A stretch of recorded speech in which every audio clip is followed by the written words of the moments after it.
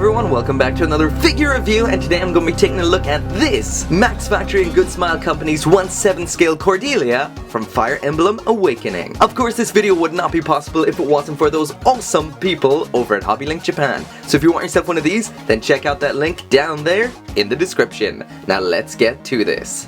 So there is what it looks like once it's out of the box and put together. If you haven't seen the unboxing yet, then make sure to check that out.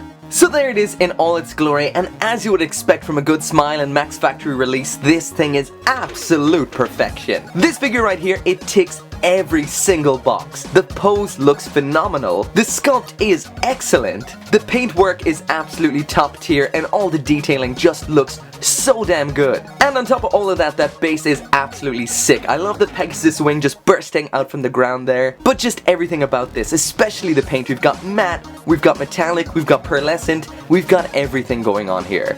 So starting straight off with the face, and as you can see, they've absolutely nailed it. The detailing there is absolutely perfect. There's nothing really else to say, but I have to mention that I really like what they did with the lips there. Not only are they a glossy paint against the matte paint, which looks phenomenal, but they've also made the top lip a darker shade of pink than the bottom one, and I really love when that's done. That looks really cool. As for the hair then, that is absolutely fantastic. There is the front, let's spin that round to the back, and there is a round on the back, and as you can see, this is absolute perfection. The sculpt is great. Just the way it's flowing there, the clumps of hair shooting out in all sorts of directions, but still looking so natural with the pose of the figure. Got some nice highlights and lowlights as well, just to complement all of that. And finally on the head there, we have those little wings sticking out from the sides of her head, and I have to say, these are fantastic. It's the paint that really kills it. I mean, kills it in the good way. This is the first time you're going to see the paint in this video, but it's all over her armor, and it's really hard to describe. It's literally like a pearlescent, metallic, silvery white. It's hard to describe, really hard to describe, but it is literal perfection. Moving down to the body now, and again, everything is absolutely on point, like it should be. The paintwork is fantastic, especially on the maroon segments. The shadowing is fantastic. My only minor complaint, and it's nothing to do with the quality of the figure whatsoever, it's just that they decided to leave the cuirass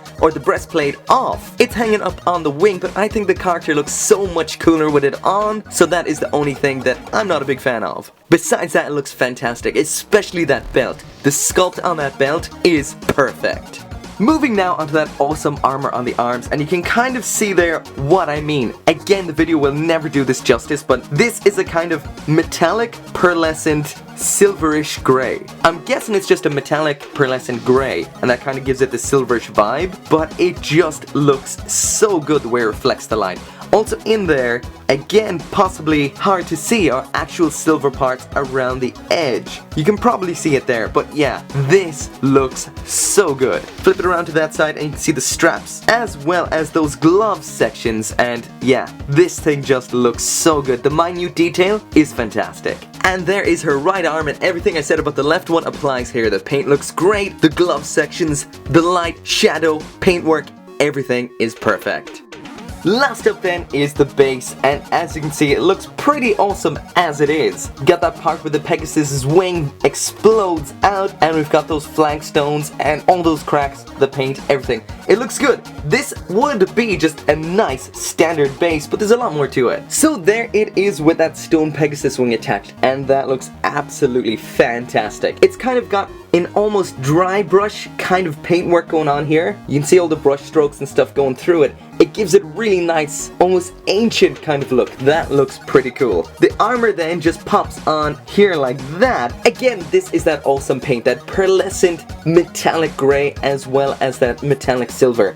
Again, that's looking pretty damn sick. And pretty much everything I've said already goes for the legs as well. As you can see, the sculpt is fantastic, especially around those cuffed parts up there, and the buckles here and here. The attention to detail, the paint, everything, it's just awesome. So of course there is an extra part to that base, so let's get her off of there, as well as let's move that wing out of the way. So here's the alternate part, like a water effect. If you've seen the unboxing, you've seen it already. That just lines up with everything just like that. Then you're going to want to pop her back on. In the instructions it says to raise this up, pop her legs through, then attach her legs, and then drop this down. Next then, we'll stick back on the Pegasus wing, or at least try to. Oh, there we go. And there is a quick look at what that looks like attached. That is really cool. If you had some blue lighting, I don't. I really need to get on top of some colored lighting. But if I had some blue lighting, that would look so good. But anyway, just as it is, it looks fantastic. It's a little bit washed out in the white, but then again, most things are. But that looks great. Those ripples, fantastic. So the last thing I'm yet to show then is the spear. Again, just like the rest of it, we've got that nice, super awesome silver. This is the silver that lines the armor, not the gray. Got some navy blue there as well, some gray on the shaft. And something tells me this is what the gray of the armor looked like before the pearlescent and metallic parts were added. I may be wrong there, but it is very similar. There we have some wraps on there. That's in a dark navy blue, dry brushed with some gray. And as we run along there, it's pretty much all the same. And finally, there is the end again in that nice metallic silver. And that is it for the review. And what can I say? If you see Max Factory and Good Smile Company on a box, then you know you're guaranteed absolute perfection. And that is exactly what you get here. Cordelia looks absolutely perfect. Everything about this, the sculpt is absolutely on point. The paint is perfect. We've got metallic, we've got pearl, we've got matte, we've got everything. Light, shadows, everything is perfect. The details, everything. What can I say? It speaks for itself. Just look at that. Perfection. I have to admit, when it comes to the closing comments on videos for a figure like this, it gets really hard. There's nothing bad to say, only good things to say, and it's something I've said thousands of times before. So basically, if you want yourself a figure of Cordelia from Fire Emblem Awakening, this is the one for you. That's it. End of story. Anyway, thank you very much for watching. If you want yourself one of these, then check out that link in the description to Hobby Link and get yourself one. And as always, thank you very much for watching, and I'll see you next time.